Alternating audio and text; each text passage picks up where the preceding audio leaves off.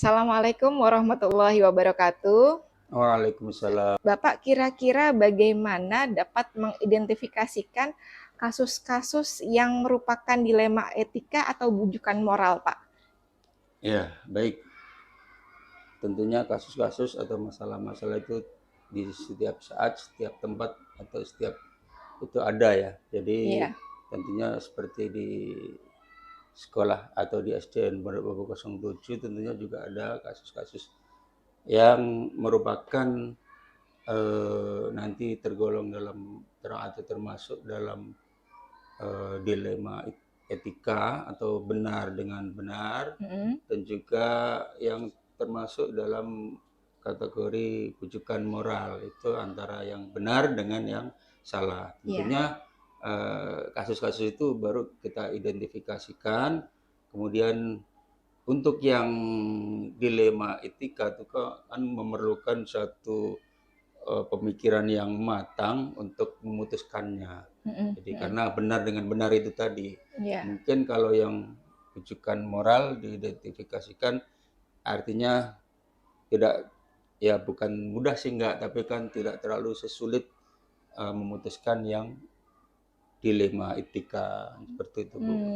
Begitu ya, Pak. Mm-mm. Baik, jadi kalau menurut Bapak, bagaimana Bapak menjalankan pengambilan keputusan di sekolah Bapak nih, terutama untuk kasus-kasus di mana ada dua kepentingan yang sama-sama benar atau sama-sama mengandung nilai kebajikan, Pak?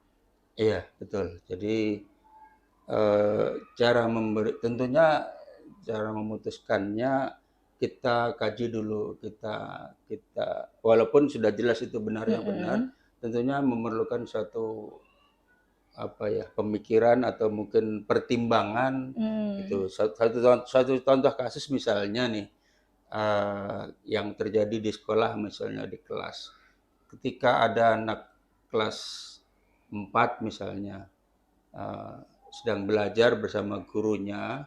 Nah, suatu ketika datang orang tuanya iya, untuk meminta izin, anaknya mau diajak pulang karena dengan alasan membantu pekerjaannya iya, dengan orang tua. Nah, ini juga kan agak agak atau memerlukan suatu pertimbangan yang matang juga mm-mm. untuk memutuskan itu, apakah penting belajar atau membantu orang tuanya. Bagi anak sih nurut-nurut saja, cuman Iya, ini kita pihak sekolah atau orang tua tentunya harus kita harus memutuskan kepentingan anak dan juga kepentingan orang tua inilah sama-sama benarnya, sama. Nah, ini memerlukan satu eh, pemikiran yang benar-benar matang. Nah, tentunya kita juga mengadakan pendekatan dengan orang tua, memberikan iya, pengertian, dan selanjutnya nanti kita pertimbangkan yang lain-lainnya. Karena ini dua dua kepentingan yang katakanlah sama-sama sama-sama beratnya gitu kan, mm-mm. sama-sama benarnya kan, Mhm, seperti itu. mhm, mhm. Baik, baik. Mm-mm. Jadi, kemungkinan Bapak ini berdasarkan, eee, kebaikan untuk semua orang ya, Pak, ya? Ya, Heeh. betul. Baik, jadi kalau misalnya seperti itu, langkah-langkah atau prosedur seperti apa yang biasa Bapak lakukan selama ini untuk pengambilan sebuah keputusan? Prosedurnya tentunya, eh, jadi kalau saya pribadi artinya eh, sebisa mungkin itu kita putuskan Mhm, eh, intern dulu, atau nggak usah melibatkan orang lain dulu prosedurnya. Jadi kita adakan pendekatan dengan orang tua, kemudian contoh yang tadi ya, contoh kasus tadi ya, mhm. itu seperti itu. Jadi kedua belah pihak atau kedua keputusan yang harus kita ambil satu di antara dua itu, supaya katakanlah tidak merugikan yang satu, Mhm. menguntungkan yang lain. Jadi win-win solution kan, seperti itu. Oh, baik, baik, baik. Hmm. Berikutnya, hal-hal apa saja yang selama ini Bapak anggap efektif ini, Pak, dalam pengambilan keputusan pada kasus dilema etika, Pak? Efektif dan tidaknya tentunya itu tergantung kasusnya ya. Mhm. Kalau mungkin kalau dilema etika mungkin membutuhkan kalau jadi untuk efektifnya mungkin kita adakan satu ya semacam ya kita memberikan pengertian dulu kepada apa yang harus kita putuskan. Kalau menyangkut orang tua ya kita berikan pengertian dulu pada orang tua, kemudian murid. Jadi untuk efektifnya itu kalau menurut saya kita hadapi dengan tenang aja. Kita Mhm. nggak usah tidak usah apa namanya itu grogi Iya. atau kita harus kembali kepada kita kembali kepada tadi kita niatkan bahwa keputusan itu Mhm. supaya nanti win-win solution kan Mhm. seperti itu. Jadi keputusannya apa, Heeh, dapat menghasilkan keputusan yang sama-sama sama-sama ya menyenangkan. Iya, gitu seperti itu. heeh, baik baik, Pak. Berarti, menurut Bapak hal-hal apa saja yang selama ini merupakan tantangan dalam pengambilan keputusan pada kasus-kasus dilema etika? Iya memang kalau kasus yang itu tergolong dalam dilema etika Heeh, memang uh, tantangan pasti ada. Tantangannya itu ya pasti lebih berat daripada yang rujukan moral ya. iya, Misalnya karena itu uh, tantangannya bagaimana kita bisa memutuskan itu tadi dengan tidak merugikan salah satunya atau tidak menguntungkan salah satunya seperti mhm, itu. Jadi eh, tantangannya adalah bagaimana kita menghadapi itu dengan sabar, dengan ikhlas dan tentunya apa ya objektif. Nah, objektif itu objektif, kita niatkan bahwa kita ini eh, tidak berpihak kan netral kan mhm, seperti itu. baik, Pak. Hmm. Kemudian ini pertanyaan yang keenam, apakah Bapak mempunyai tata kala atau jadwal atau dalam sebuah penyelesaian dilema etika, apakah Bapak biasanya langsung menyelesaikan di tempat atau memiliki sebuah jadwal untuk menyelesaikannya? Dan bentuk prosedurnya itu yang biasa Bapak lakukan seperti apa? Kalau jadwal secara khusus memang sih eh, bukan nggak ada ya, tetapi tergantung nanti adanya masalah atau adanya kasus itu kan. Mhm, Jadi nanti, nah tapi nanti ketika terjadi satu kasus atau masalah yang insidentil yang harus segera diselesaikan, ya itulah yang kita prioritaskan untuk diselesaikan dulu, gitu. mhm, Jadi iya, seperti kepentingan murid, kepentingan itu harus kita dahulukan, kepentingan siswa, dan juga kepentingan orang tua itu harus kita dahulukan. Walaupun kita juga tidak mengabaikan kepentingan sekolah atau iya, si guru misalnya dengan ada masalah dengan guru kan seperti itu. berarti strategi Bapak nih melihat skala prioritas Ya ya, Pak, ya? betul ya ya ya. Yang mana yang harus didahulukan, penyelesaian masalahnya harus Mm-mm. diselesaikan segera, begitu ya, Pak, ya? Ya seperti contoh lagi Mhm, misalnya nih eh, ketika guru menghadapi murid misalnya mhm, atau dengan orang tua, tentunya saya menyelesaikannya dengan tidak katakanlah tidak menjelekkan guru di depan orang tua. iya, Nah, seperti iya, itu. Begitu juga sebaliknya, saya tidak akan menjelekkan orang tua di depan guru yang itu. mmm. Jadi kita sama-sama kita selesaikan bersama-sama. Itu intinya. Baik, Pak, heeh. Hmm. Berikutnya, Pak, adakah seseorang atau faktor-faktor apa yang selama ini mempermudah atau membantu Bapak dalam pengambilan keputusan dalam kasus-kasus dilema etika ini, Pak? Ya, tentunya ada ya orang itu. Artinya mungkin juga itu atasan kita atau mungkin ya yang ada di lingkungan saya, misalnya Mhm, wakil, wakil kepala sekolah.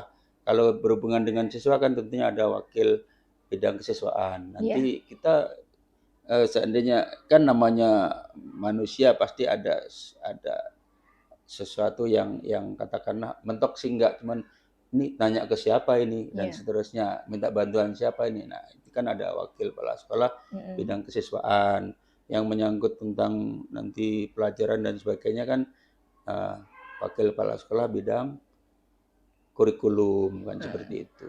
Tapi nanti kalau misalnya kasusnya itu udah agak berat misalnya kan perlu pertimbangan lagi, tentunya kita minta pertimbangan pada atasan kita, mungkin pengawas atau yang struktural itu Kasatlantas dan sebagainya seperti itu.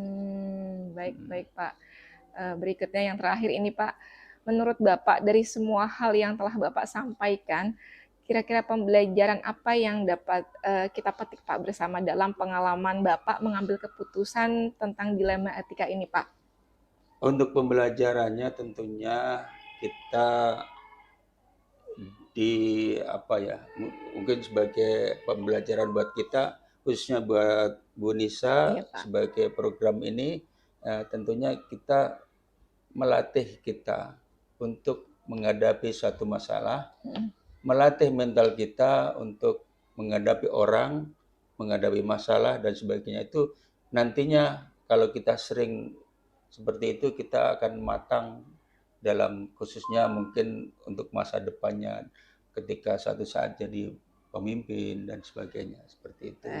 Jadi yang intinya adalah kesabaran dan niat yang lurus dulu yang kita lakukan seperti itu. Jadi diluruskan niatnya dulu, sabar menghadapi masalah gitu ya Pak ya. Nggak usah panik kan, tidak perlu panik, iya.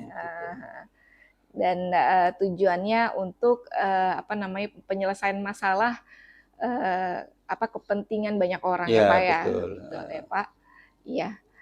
Baik, terima kasih banyak Pak Dalhar sudah sama-sama Bu Nisa menyempatkan waktu untuk berbincang bersama saya. Ini suatu perbincangan yang sangat bermanfaat dan mudah-mudahan ini dapat kita ambil pelajaran di dalamnya ya Pak. Amin. Ya, insya Allah. Baik, saya akhiri pembicaraan saya dengan Bapak Dalhar, Kepala Sekolah SDN Pondok Bambu 07. Wassalamualaikum warahmatullahi wabarakatuh.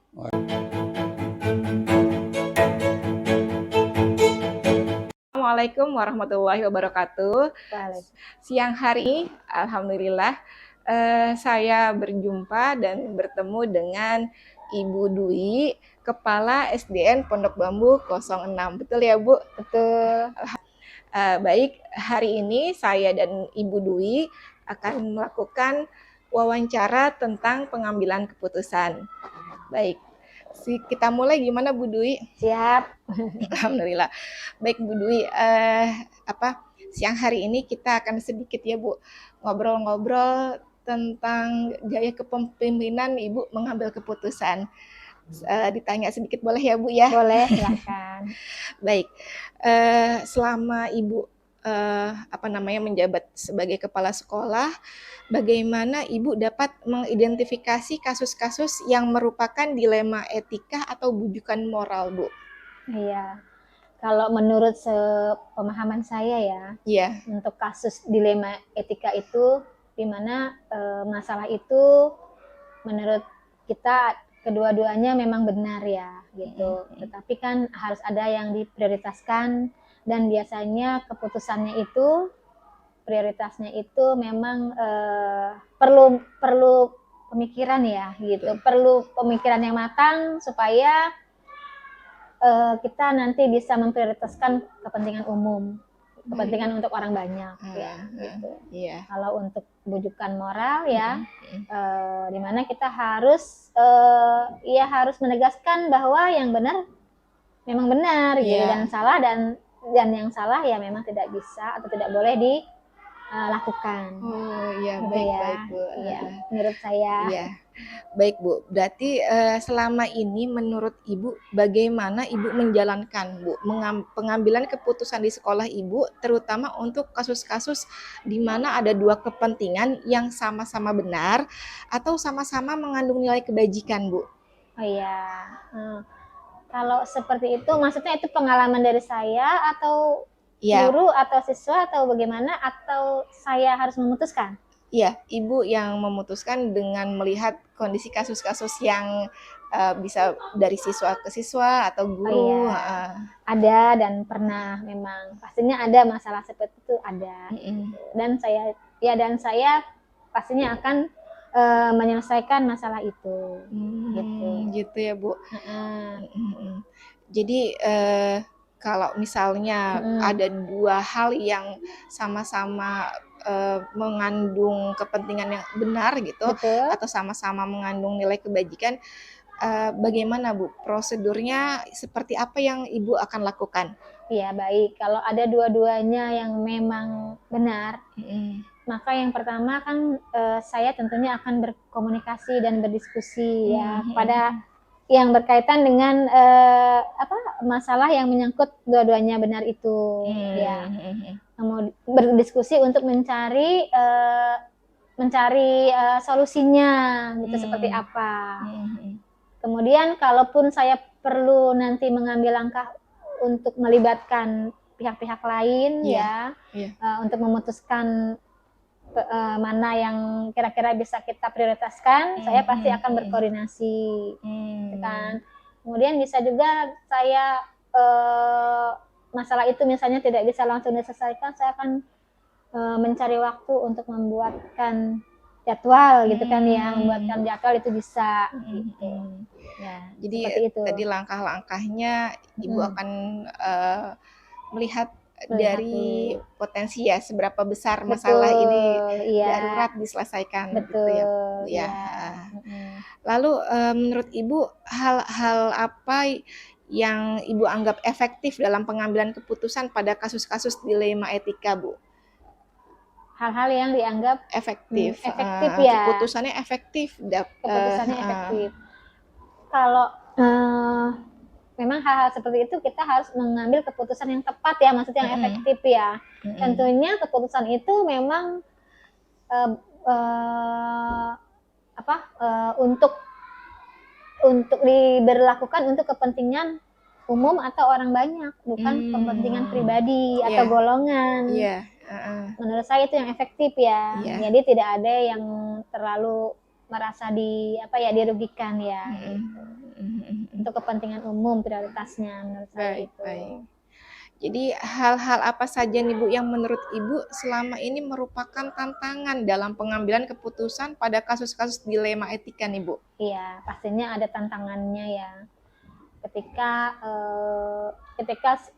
seseorang ataupun ya bisa seseorang itu kan mungkin bisa guru, bisa murid ya, atau bisa stakeholder yang ada di sekolah. Betul. Ketika saya ajak untuk mencari penyelesaian atau solusinya, pasti ada tantangan yang konsekuensinya ada tantangan yang harus saya terima. Yang pertama mungkin tantangannya bisa dari yang bersangkutan ya, mungkin ada yang langsung menerima, ada yang juga tidak menerima gitu kan ya. Apalagi kalau yang orang dewasa tentunya kan tidak bisa langsung menerima masukan gitu kan, ataupun saran dari saya gitu kan ya. Itu tantangan. Jadi gimana caranya supaya kita bisa mengajak terutama orang dewasa gitu supaya bisa mencari solusi yang ada gitu, tetapi untuk kebaikan orang banyak gitu kan ya, seperti itu. Kemudian yang kedua mungkin saya perlu waktu untuk membuat membuat jadwalnya ya kan, kemudian untuk berkoordinasi gitu ya di sela kesibukan kepala sekolah ya, tapi insya Allah saya juga akan menyempatkan diri apabila ada hal-hal yang seperti itu ya kan. Saya perlu waktu untuk itu, untuk mencari solusinya, untuk berkoordinasi dengan pihak-pihak atau stakeholder untuk mencari penyelesaian masalah. Tentunya perlu waktu. Luar biasa ya Bu ya.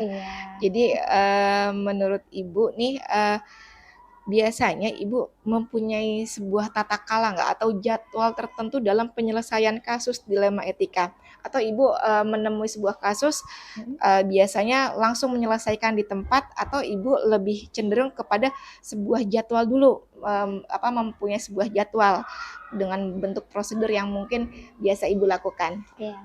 Biasanya itu disesuaikan dengan kasusnya atau masalahnya seperti apa. Jadi ya tetap saya kalaupun masalahnya atau kasusnya itu tidak bisa diselesaikan dengan segera gitu kan ya, tentunya saya harus membuatkan jadwal ya kan, jadwal untuk koordinasi.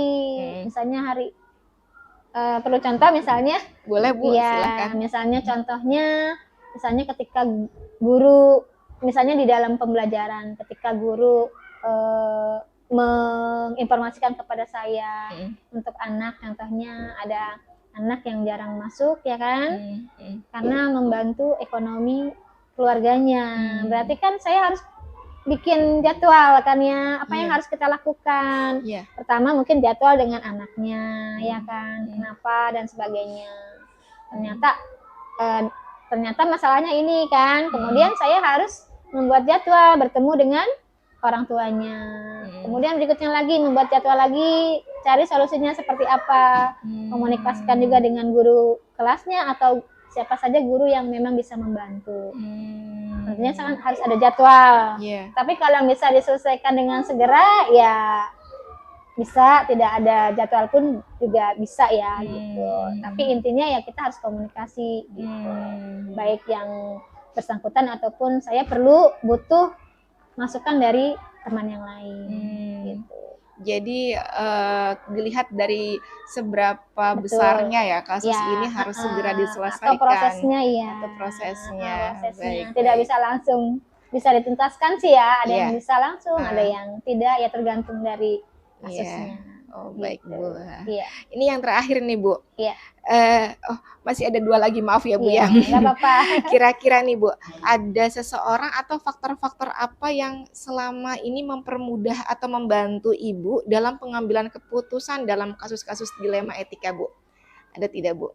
Iya, ada ya. Itu kita harus bisa berkomunikasi dan berkoordinasi dengan semua yang saya yakin pasti akan membantu ya. Semuanya itu ya, saya misalnya saya perlu didampingi oleh misalnya wakil kepala sekolah ataupun guru senior ya kan, atau teman-teman dekatnya, teman dekat misalnya ada yang mempunyai kasus dilema etika seperti itu ya gitu ada, ataupun dengan wali murid bisa, dengan guru kelas bisa gitu. Baik Bu. Baik Bu. Dan ini yang terakhir Bu, dari semua hal yang sudah Ibu utarakan ini ya Bu ya, kira-kira pesan atau pembelajaran apa yang Ibu dapat berikan ini, pengalaman dari pengambilan sebuah keputusan dilema etika Bu? Dilema etika ya, baik ya. Pastinya kita di setiap kehidupan ya, apalagi ini sekolah adalah organisasi besar ya yang melibatkan orang-orang banyak, pasti akan ada dilema etika seperti itu. Nah, yang bisa saya ambil pembelajaran ya atau hikmahnya, semua masalah pasti ada solusinya kan gitu ya. Semua masalah pasti ada penyelesaiannya dan kita harus bisa berkoordinasi supaya kita bisa menyelesaikan masalah tersebut. Tetapi kita harus mengambil keputusan yang bijak. Artinya keputusan yang bijak di sini kita prioritaskan keputusan yang memang untuk kepentingan orang banyak, bukan buat kepentingan pribadi. Prioritasnya seperti itu gitu. Jadi harus ditegaskan itu gitu, dan mudah-mudahan ya sebagai kepala sekolah juga saya harus bisa memberikan pemahaman ya kepada teman-teman guru ataupun orang tua dan siswa gitu, bahwa keputusan itu memang harus kita ambil gitu demi kepentingan bersama, demi kepentingan orang banyak gitu, bukan untuk kepentingan pribadi atau golongan. Luar biasa ya Bu ya. Insya Allah ya. Insya Allah ya Bu ya. Jadi semua masalah ini tuh ada solusinya ya Bu ya. Insya Allah. Dan yang harus kita luruskan adalah keputusan yang diambil ini adalah keputusan untuk kepentingan bersama. Betul ya Bu ya? Betul, prioritas utamanya prioritas itu. Utama. Baik Bu Dwi, terima kasih banyak sudah membersamai saya untuk mohon maaf ngobrol. kalau jawab. Mudah-mudahan ini pesan Ibu nih bisa buat pelajaran untuk saya ini Bu ke depannya. Ya. Baik, terima kasih banyak Bu atas waktunya. Bu Ima. Terima kasih banyak. Demikian wawancara saya dengan Ibu Dwi Kepala SDN Pondok Bambu 06. Wabillahi taufik wal hidayah. Wassalamualaikum warahmatullahi wabarakatuh. Waalaikumsalam warahmatullahi wabarakatuh.